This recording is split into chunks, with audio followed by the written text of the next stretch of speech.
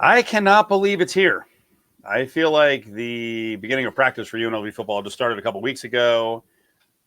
It's funny when the offseason begins, you're like, man, it's going to be forever until college football is back. It's back. And a much different roster. We're going to get into the depth chart, which will we freak out? Maybe. When I say we, it's probably not Caleb.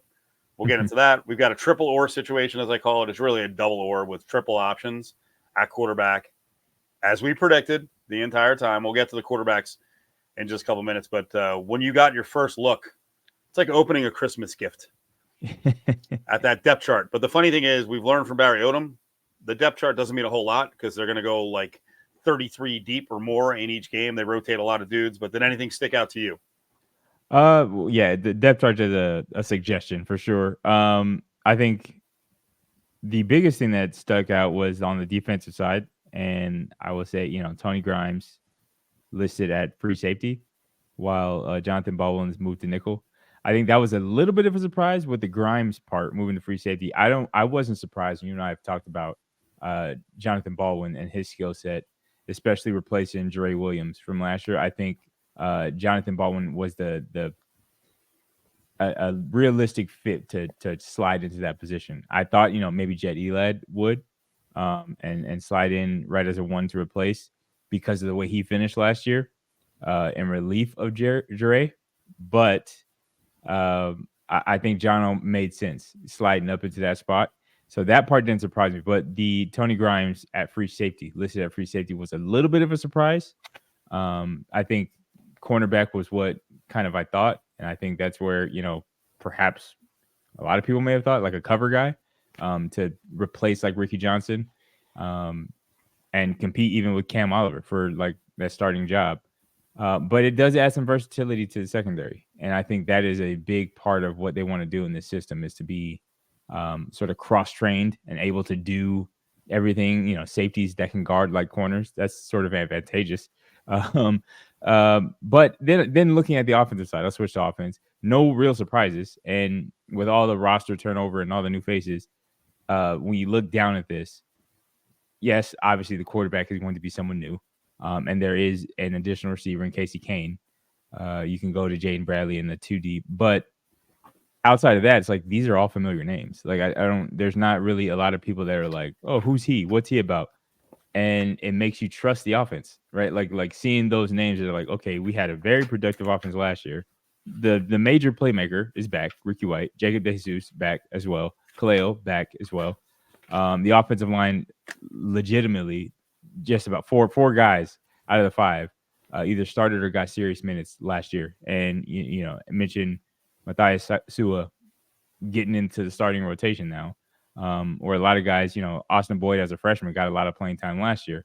So even the 2 deep on the offensive line, you got guys that you trust, and it's like, okay, that looks solid. So it made me a little bit more confident. I think also a pleasant surprise, I guess the winner.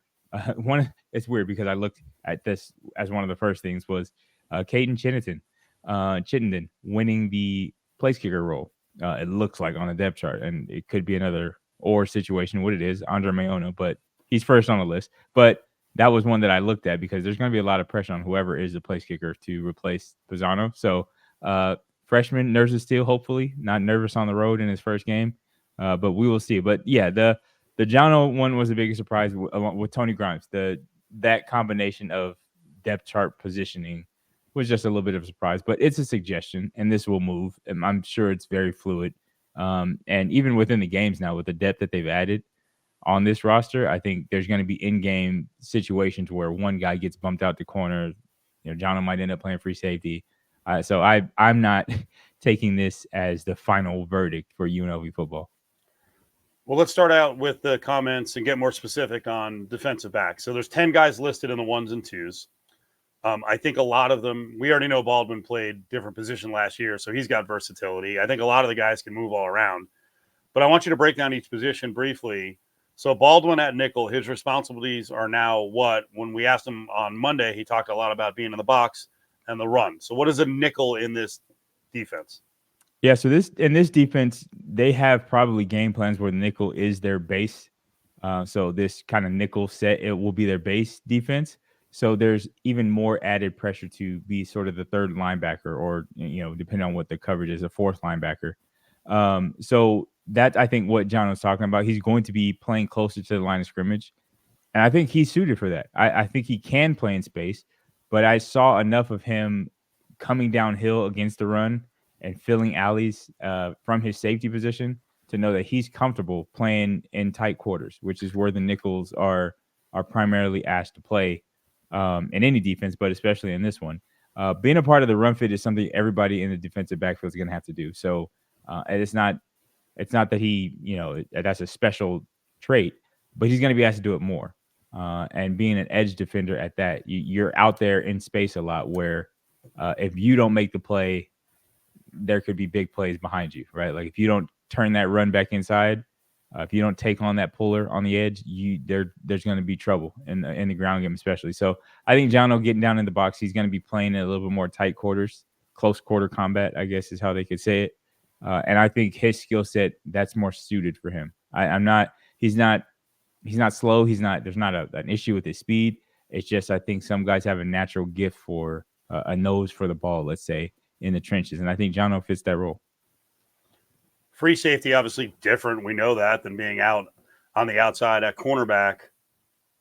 What are the responsibilities of Tony Grimes? I would assume most of it is in coverage. And I'm surprised you're surprised at this, because you had talked a few weeks ago about making sure that the extra defensive back on the field, essentially the free safety, a third defensive back, better be able to cover speed.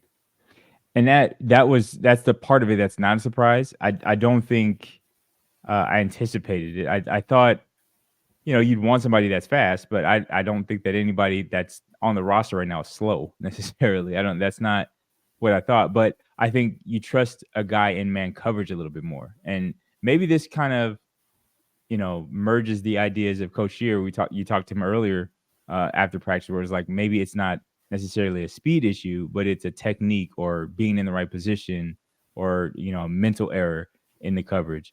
And sometimes leveraging your coverage correctly versus the route or versus the film that the game plan calls for, gets you out of position and makes your speed, a detriment. So maybe that's what it is. And maybe Tony Grimes has that kind of technique where it's trusted more as a safety when you're going against some of these quicker slot receivers, or even some of these tight ends, because there's some pretty good tight ends that you're going to run into now in the pass game. And you don't want that to be a mismatch should you decide to go with some man-to-man coverage. If you're going to do any form of zero blitzing, your safeties have to have an understanding of man-to-man coverage and how to guard. So I think that's part of the reason why. And I could see that being an adjustment to account for some of the lapses and the breakdowns.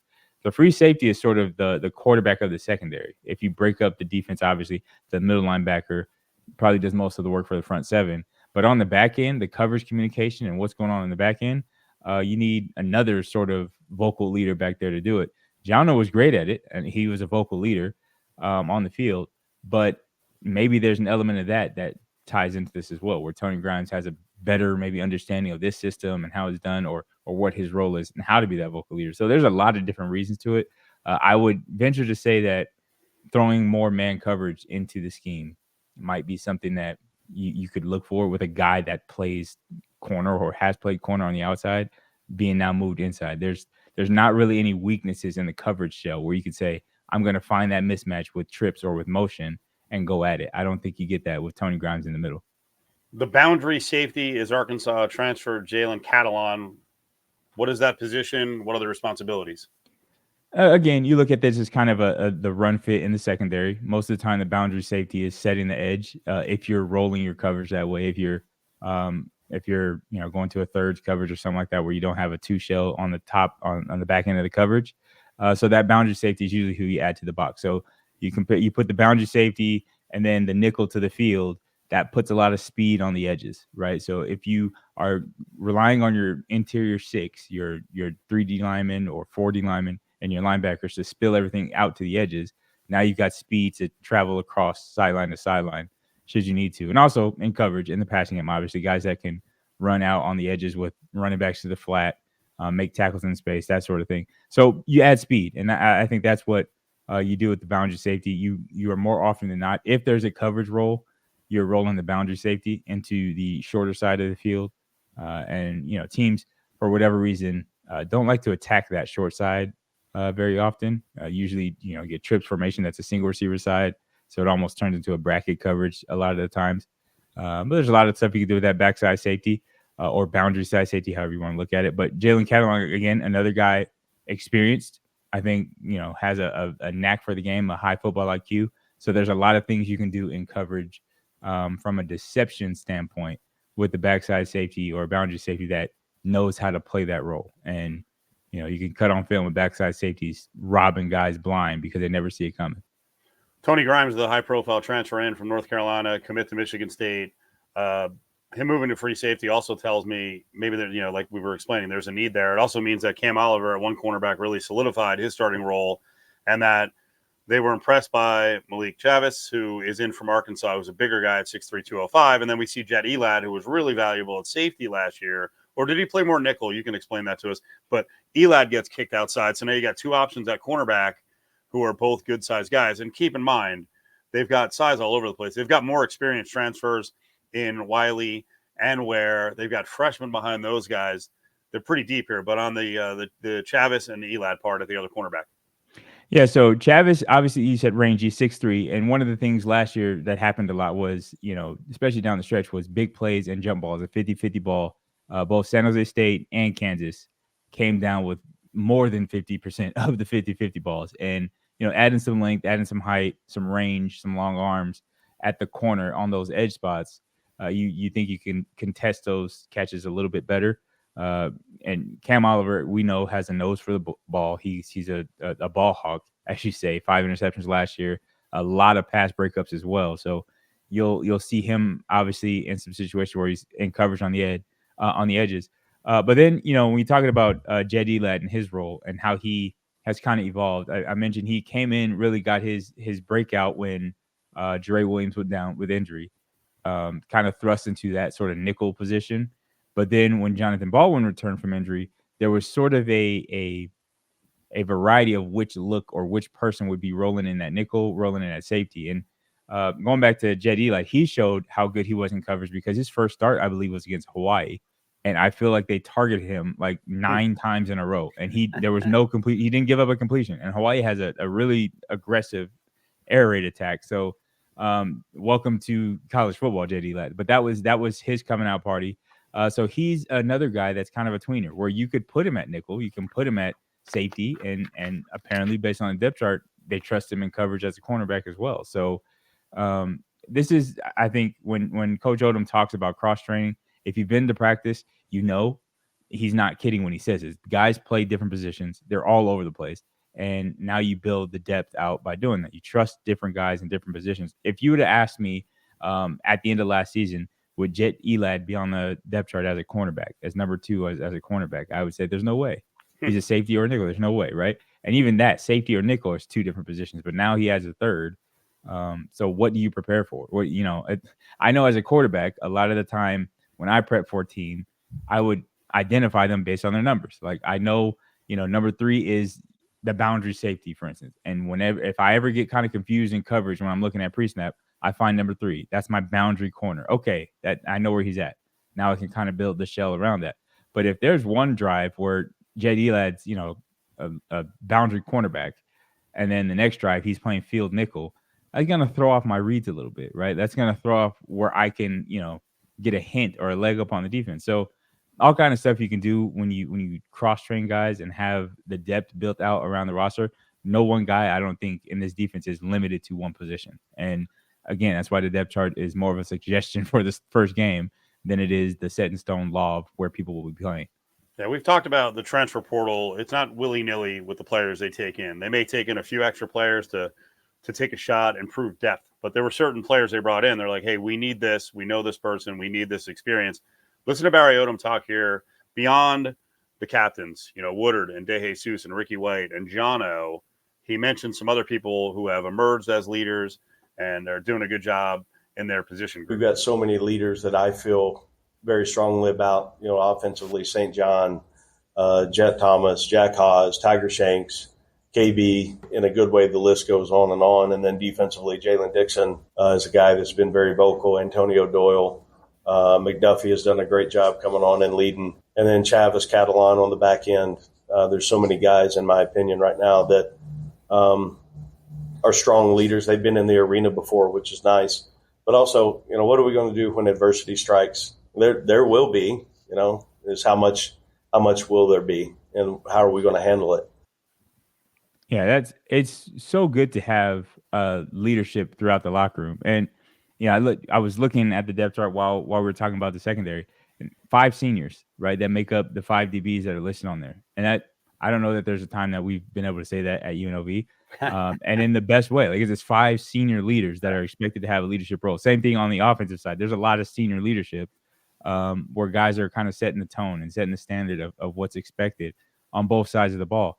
And then those guys, it's not just, that they have the age or the year next to their name. It's, no, these guys are the workhorses. Like, if you see him practice, you see, Jacob De Jesus, he practices maybe harder than he plays. Same thing with Ricky White. These guys have great practice habits. Of course, talking about Jackson Woodard, those obvious names, but everybody else that's listed on this depth chart is, you could say, has leadership qualities. And I think they all work together in concert towards the same goal, in and out of practice, in and out of the huddle. And this offseason, I think they've really cemented the same message home, where, it sounds like a broken record. Every player essentially says the same thing.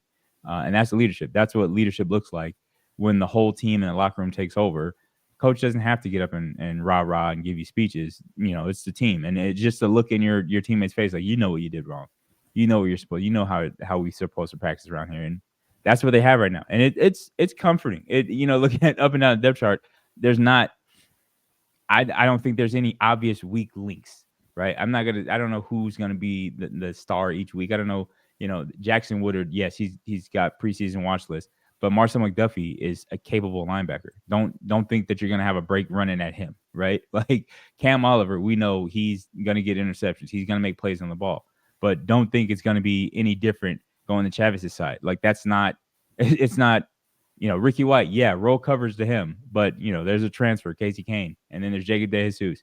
And there's answers everywhere as far as who can be effective week in and week out. So I think that's what you want to have when you look down at your roster. Let's look at week 0 results around the Mountain West Conference, and then we can kind of build towards this UNLV Houston game in week number 1. Mike Romala from the Las Vegas Sun, give him some credit. He asked a question to Barry Odom about, with the playoff system now, when you see other teams around the conference playing, do you root for them? 3 Mountain West teams played in 0 week. I was rooting really hard for 2 of them. And so you want the league to have success. The stronger the league is, the better the champion will be seen nationally. I know that we got a lot of great coaches in the league, really good players. And at the end of the year, the Mountain West Conference is one that will be respected and should absolutely have a spot in that 12-team playoff. Which sounds like the NCAA tournament, right? Not necessarily the part about rooting for 2 out of 3, but also all the coaches in the league banging the drum about how good the league is. And clearly he was making a reference. I think everyone assumed he was talking about Reno. Maybe he doesn't like Hawaii. They battle for the trophy, the Pineapple Trophy, but Hawaii won relatively close. They were 40-point favorites, but they won. New Mexico, what a diss by the odds against Montana State, and they completely blew it down the stretch. 2 really bad drop passes with a chance to get first down. He gave up like a 90-yard run late in the game for a touchdown. So New Mexico loses. So 1-2. And I don't blame Odom for saying, I love this, because my policy, and I argue with people all the time, like, especially on the basketball side, I don't give a rat's ass how the rest of the conference does.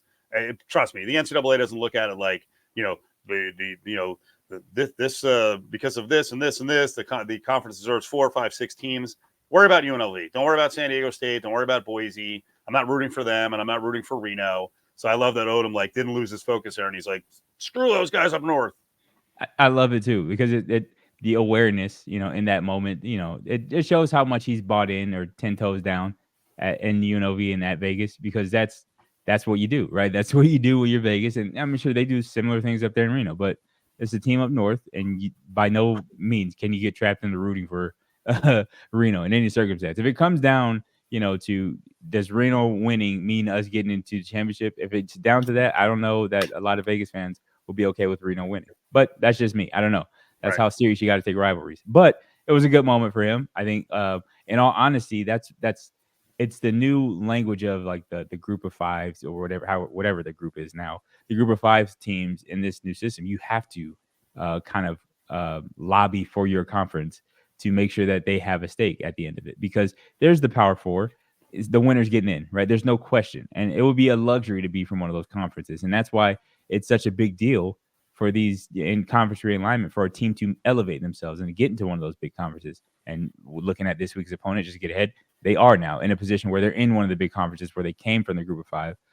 So obviously tough sledding for them last year, but that's where you want to be, where if you do what you're supposed to do in conference, you know you're getting the bid to go to the playoff. The Mountain West isn't there. And while, Boise State, Fresno have been the two teams really to break out and get the national recognition on a consistent basis, I don't think that the honest national conversation is very respectful of the Mountain West. And that's fine. We understand. And we understand from watching the Mountain West how much the carnage in the season has a lot to do with that. There are a lot of teams in the conference that just get beat up during conference play and don't make it to a national stage where you're being exposed against one of these Power 5, Power 4 schools.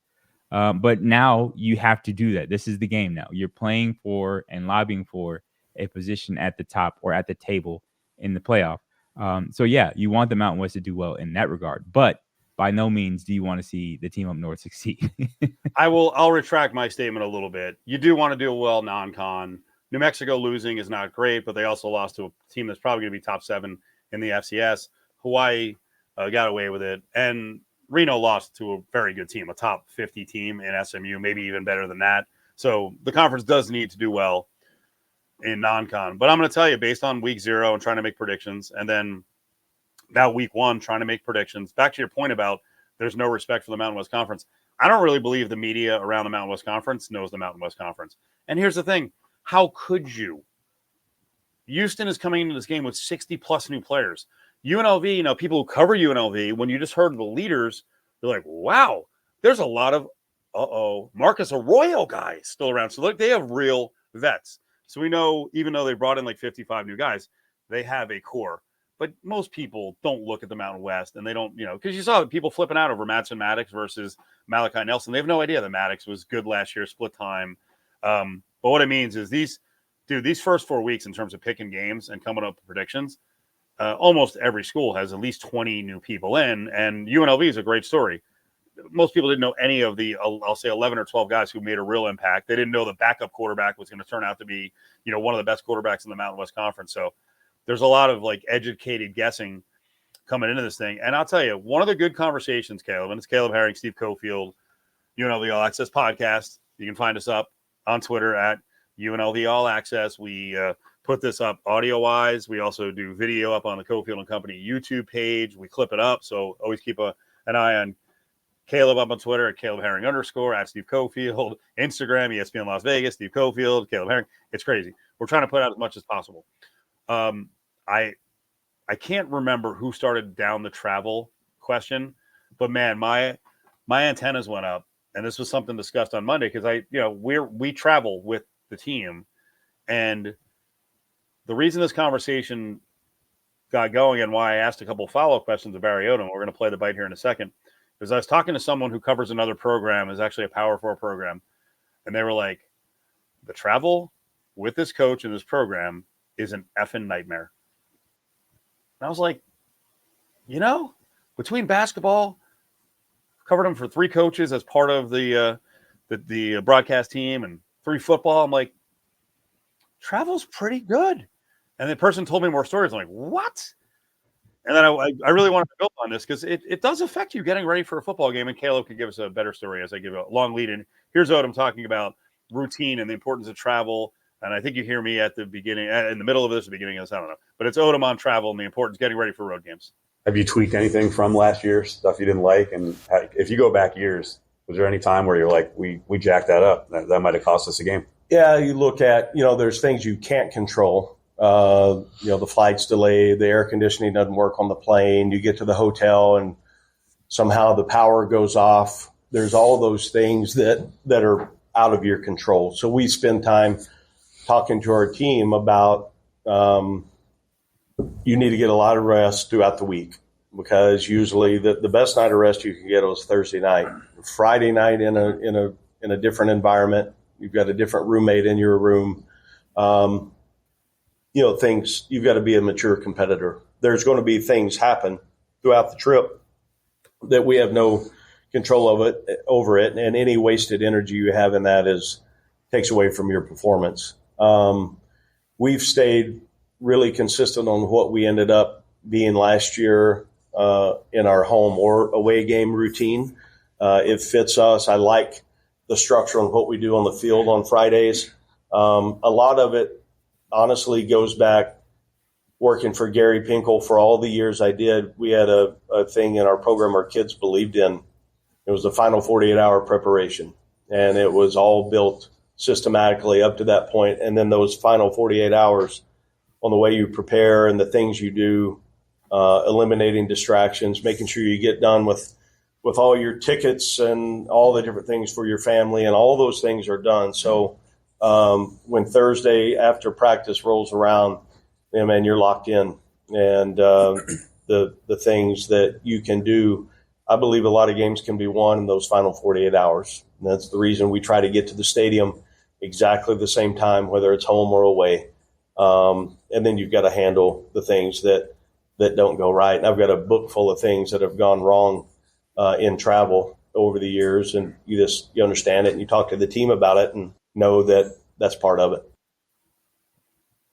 It is. It's a big part of it. I think how you prepare for a game week from the rest component is one of the biggest things. And there's things you can do as a player. I know when I was playing, there was mandatory study hall. We had to do a certain amount of hours every week, but it was open on Sundays.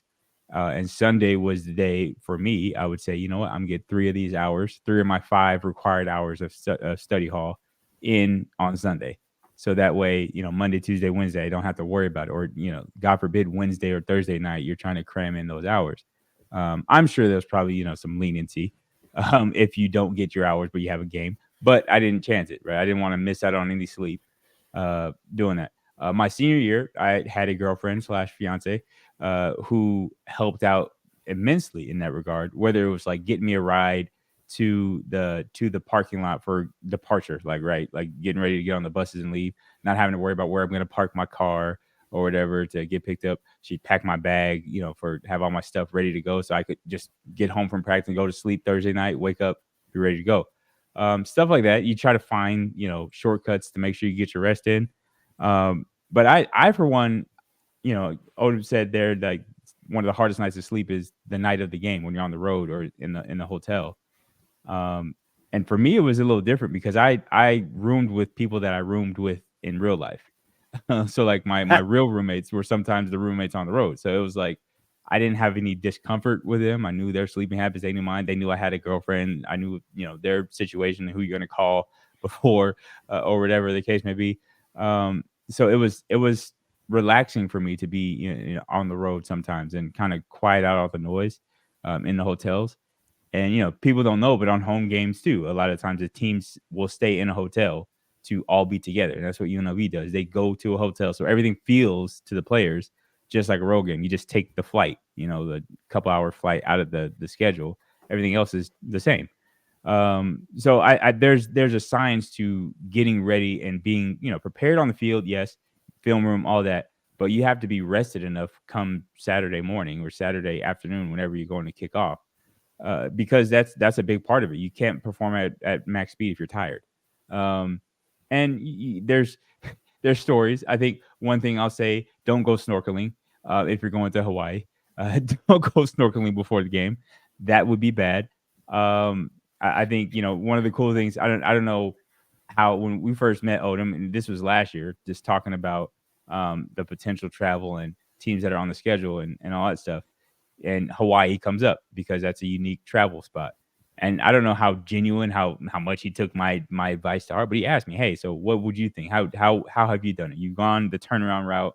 You've also gone early. Which way do you say is better? And I candidly say, hey, that's one of those trips you want to go early, right? You get there a day early, adjust to Hawaii. The guys that have never been there, there's something to it where that will be advised. The itinerary hasn't come out yet for Hawaii, but Rebels go to Hawaii, and we'll see how Barry Odom and the university decide to handle that road trip. But there's things to take into account. As a university, you can do, some of the work, and as a coaching staff, you can do it. But it's up to the players, I think, to take their job and the business-like approach to these travel games or even home games. Take that approach the right way and do what they got to do to make sure their body and minds are right for kickoff. So let's break down Houston here in a second. We'll make a pick or picks on the game. But before that, we're going to allow Caleb Herring to do a victory lap about Jackson Woodard. Because Jackson Woodard is the preseason Mountain West Conference Defensive Player of the Year. He's a captain. He is leaned on as a big-time leader. And he was asked a question at the Monday press conference about him being a leader and if he passes on his experience as a walk-on and moved up to inspire other guys. That's the route that I chose. I never really looked at myself as a walk-on. Obviously, I was. That's the route that I chose. But I put my head down, went to work. Didn't really look at anything. Like I said, now I put my head down and I've trusted in God and looked up, and this is where I am. I haven't looked back. Don't look at the future too much. But I really think hard work pays off. I go into the building thinking every day I'm going to outwork everybody in the building. That's just my mindset. And I think, when you have that mindset and all you think about is winning and truly winning, then nothing can stop you. I love that so much. I love going into the building with that attitude, right? Hey, I'm going to outwork everyone here and I'm going to win. And I think you have to be that way as an athlete. But to reference what was going on 13 months ago, when you got to look at Woodard size-wise in practice, you were like, I don't care that he's a walk-on. He's going to be a player. And someone came at you and was like, he's a walk-on. And you tried to explain, like, he's not your typical walk-on. Yeah, and I love that he said it. That's the route I decided to go. Because everybody looks at the label of being a walk-on as like, oh, it means you weren't good enough. And like, first of all, we need to reframe that conversation, because being a walk-on or not being a walk-on is a financial decision. Whether it's the coaches who don't have the finances to support another scholarship or the universities who have rules against the amount of scholarships they can offer people, sometimes guys get left out. And it could be a miss on the evaluation. It could be just not budgeting right. Just there's a lot of people at the school you want to go to at your position, so there's not enough, right? And so you end up being a walk-on for that reason, for whatever reason. But I love that he said I chose that route, because he ended up at Arkansas because that's where he wanted to go. He wanted to play football there, where he's from and where he was raised. So he chose that route. So now he forever then, in the eyes of some, carries the former walk-on title. And you see guys now, NFL Hall of Fame careers, or they'll say former walk-on. You have no idea what that means. Yeah. You're labeling them as something as if it's like a derogatory mark on their career, or it's something that he had to overcome. It's like, no, he was always good at football. He wanted to play somewhere that he had to walk on. It's a financial thing. Like, if I could have afforded to walk on at my favorite university at the time that I graduated high school, I would have done that, right? Like, I would have made that decision to walk on. For me, in order to play football, I had to do it for free. Like, I had to find where I could do it for free. And UNLV, thankfully, looking at my life, UNLV, I ended up where I am, offered me a scholarship. And that's how I made my decision. It wasn't that I didn't think I was good enough to play at a Pac-5 or Power 5 school. It was that, the scholarships that I had offered were full scholarships, weren't Power 5 schools. So I chose to go that route. And it was more financial than anything. And I think that's what Jackson was saying. It was more his passion for Arkansas and Arkansas football, kind of what he looked up to. He wanted to be a part of it that bad, where he's like, I will not look for a scholarship. I will just decide to walk on and do what I have to do to play here. And then I basically bet on myself. This is a guy going into a contract year, essentially, if you look at it that way, and saying, no, I'm going to earn it somewhere. And I'm going to come into the room and I'm going to crush my work ethic. I'm going to crush the competition every day in the building, and I'm going to make you give me a scholarship. And that's what ended up happening. And now he's up for the Conference Defensive Player of the Year, the Butkus Award, all these national preseason watch lists that he's landed on as a defensive player. And, he was a walk-on, and that's going to be a part of his story. But it's history, thankfully, and I think everybody knows how good Jackson Woodard is. And I think he's taken a step in the right direction. He's improved his standing as far as one of the most dominant linebackers in the conference. He's bigger. I think he's more focused. He's more determined, and he's a guy with a chip on his shoulder. For as much as he succeeded last year, right, he now has another chip on his shoulder that he's ready to knock off and take a bite out of. So I'm excited. And yes, I will toot my own horn a little bit. We saw it. I saw it. And there were people who doubted it, that a walk-on could be solid, and he's been more than that for UNLV. By the way, Nebraska is legendary for this. Local kids who, hey, they run out of scholarships, you walk on, maybe you get one. They've had 25 players who were walk-ons drafted to the NFL, historic level program. Okay, so here's what I see happening, and you react however you want. I don't think this line is correct. As of taping, it's Houston -2. I think Houston will have a good offense. I think they'll be interesting in terms of up-tempo. I think Willie Fritz is a really good coach. We'll see what their offensive line looks like. But if I'm a Cougar fan, I'm worried about the defensive line rebuild. Their defense was not very good last year. Now, again, they brought in a lot of transfer portal guys, so maybe they pulled a magic together in week number 1. So I don't think their defense is going to be great. But I also think both offenses are going to have trouble holding onto the ball. So I'm going to set an over-under of 4.5 turnovers total between the two teams. I think there will be field goals in the game. I actually trust Chittenden, even though he's a true freshman. I think they trust him. So I'm going to go with a UNLV win. And I'm going to go 30-24, which I'm guessing, because I haven't seen a total for the game yet, I'm guessing is an under. But I'm going to go Rebels 30-24. But it wouldn't shock me if Willie Fritz can pull this together. They've got, some Power 5 talent. You're on the road. The Cougars could win. And right now, technically, UNLV wins. And by the odds makers, Caleb, it's an upset. Yeah, the odds makers say this is upset. And I think, again, we talked about it earlier, that's the national audience kind of guesstimating based on what they have. You see a Big 12 team and you see a Mountain West team. There's some of that just, you lean towards the Big 12 team. But we'll see. I think, Donovan Smith, quarterback for Houston, coming off of an injury, this is going to be the first time he's been hit, in real live action. And really the first time he's tested his arm in live action since his shoulder surgery. He played through an injury last year. So him coming back, he's a different animal as far as his ability to throw every pass. Watching him play even last year, it was like, okay, this guy's legit when it comes to throwing. He did lose one of his top receivers last year. So they're rebuilding a little bit. They're getting some younger guys to kind of step up and kick in. So it's going to be a project. And I think, the spring game tape, there is spring game tape on Houston. If you look at it, you can see some of the disorganization, the growing pains of first-year head coach, first-year system, people learning it. That was to be expected. How much they've cleaned it up since then, I'm not sure. I would say the Rebels hold them under 21 points, and that would be my guess. That comes from a combination of different things. Both of these teams are going to be, trying to figure each other out. The roster turnover for both teams, I think there's a lot of unknowns, but I think Houston has more unknowns, and that would be the my big thing to sway this. I do think UNLV comes out on top. I don't have a score prediction. I will say that I don't think UNLV gives up more than 21 points in this one. And I do agree, though, that the offense will struggle to look as efficient and as clean as it did last year.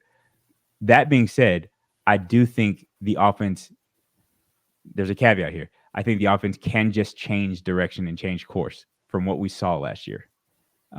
There's a chance that is the case as well. So I'm thinking it's going to be an under. We talk about the totals. I think it's going to be under, but I think UNLV pulls it off. Remember, Barry Odom Radio Show debuts on Wednesday. We're taping this on Tuesday. So if you're watching on Thursday or Friday, this will be a tease ahead to the following Wednesday. But this Wednesday, they're going to be giving away a suite for the home opener at Allegiant Stadium, hold 16, food and beverage provided. But you got to show up at 2:15 in Flamingo. That's the Parkway Tavern. Every Wednesday is going to be at Parkway Tavern. Caleb, good job. See you on the trip out. Everyone out there, keep following, like, subscribe. And as we were saying earlier, you can find stuff up on YouTube at Cofield and Company. You can find Twitter at Caleb Herring _, at Steve Cofield, at Matt Neverett, who's the new play-by-play voice on radio, at ESPN Las Vegas, at UNLV All Access. So keep looking. You're going to find something. And frankly, if you just write me and you have a question about the depth chart and an individual or two, I probably have video of a coach commenting on one of those players, because I made sure to ask about almost every single player on the roster. People were looking at me like, why are you asking about him? Well, the fans want to know. So follow me at Steve Cofield. We'll see you, everybody.